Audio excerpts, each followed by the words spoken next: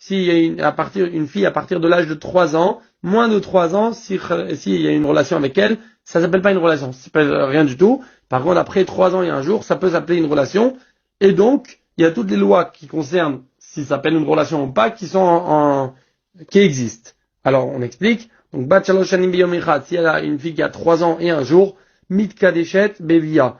Alors, si elle s'est mariée en ayant une relation, ça s'appelle un mariage.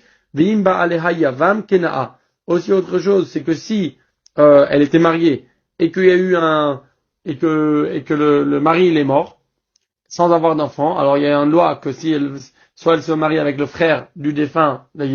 Commencer la journée du pied droit ou porter un bracelet noué 7 fois autour du poignet, ces pratiques populaires sont issues de la Kabbale, la mystique juive ésotérique. Elles représentent des traditions qui remontent parfois à plus de 2000 ans.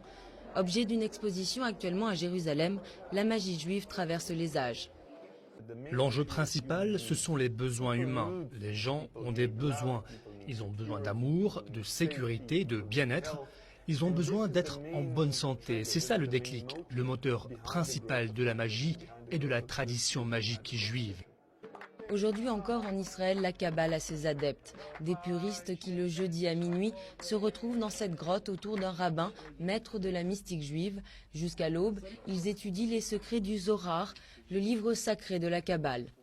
Et puis il y a aussi la Kabbale accessible à tous. Les centres de Kabbale appliqués fleurissent en Israël pour résoudre problèmes amoureux ou querelles de voisinage grâce aux amulettes et aux remèdes de plantes. Cette poudre porte soi-disant chance en affaires à saupoudrer sur son palier. Quand quelqu'un vient me voir avec un problème particulier, j'ouvre d'abord le livre du Zohar avec son nom, sa date de naissance et le nom de sa mère. Ensuite, je vais à la source du problème et à la solution pour le résoudre.